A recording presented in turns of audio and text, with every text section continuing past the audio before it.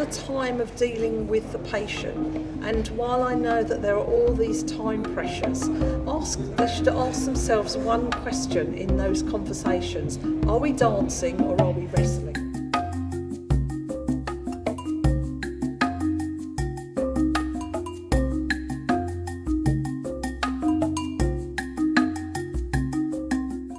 So my name is Arpa, and I set up a charity called the Centre for Peaceful Solutions, and I'm essentially a mediator. I've been doing it for about 15 years, and in my work I've managed everything from intractable divorces to street gang, threat to life, business deals gone wrong, neighbours at war, families torn apart. So I actually get to see people and meet people when they're at their worst, and often at their most hostile and aggressive. So I find that I sometimes have a really limited amount of time to be able to capture and engage someone and get them on side to want to go through a process that's going to confront them with the challenges that they've been avoiding and escalating through violence, through legal processes, sort of hiding behind things like violence and legal processes, and I'm asking them to come and confront it and deal with it. So over the years, what I learned is that I have to get alongside that person really quickly and build rapport, and they need to trust that I've heard and understood them and empathised with their position.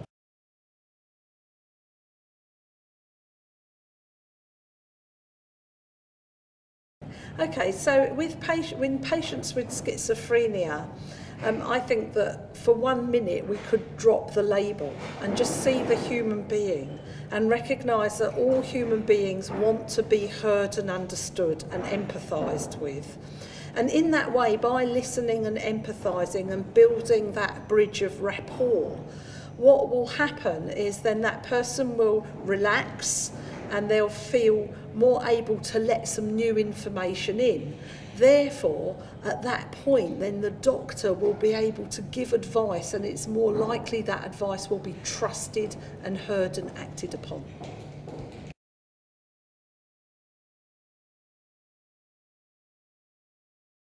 So for many of the psychiatrists, they could see how this could be used at the early stages. They had a lot more difficulty understanding how it would be used when someone had lost cognition, when someone's ability to actually rationalise had kind of diminished.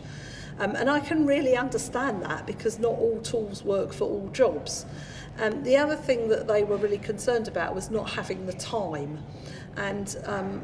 And that, again, I understand. And how I relate to that is, in my work, I often only have a couple of minutes to engage somebody before they'll shut the door in my face.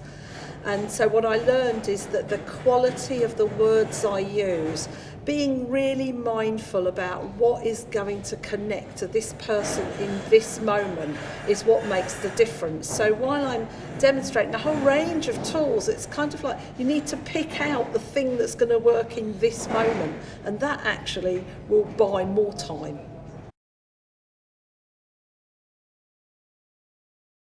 So when someone is at their most upset and their most angry, what our social construct does is it leads people to use language which is blaming and attacking.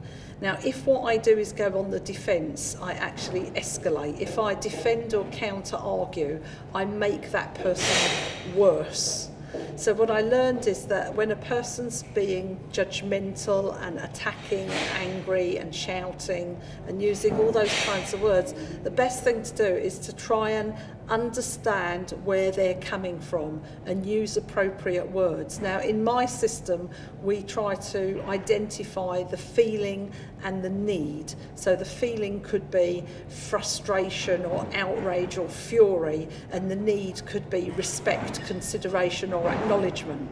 And when I can feed that back to the person, it instantly de-escalates them, because there's no conversation to be had until things are de-escalated. So yeah, the families are obviously really important, because the families, what's going to happen to all the close people around is they're going to feel powerless. They're going to feel like they're sitting on the sidelines of something and are helpless without the professionals.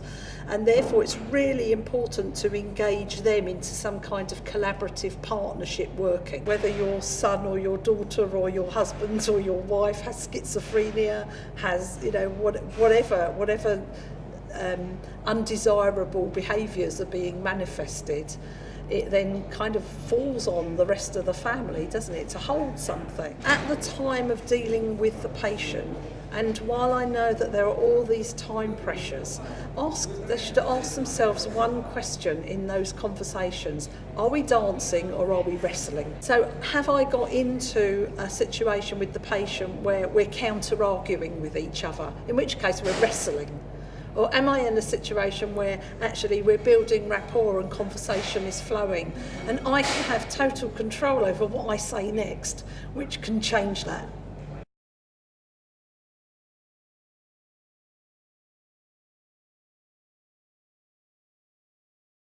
Okay, so if I wanted to just pick out a couple of really quick techniques that can change the direction of a conversation, one of the things that you can do is to simply say, so what I've heard you say is, and literally just repeat what you've heard the person say.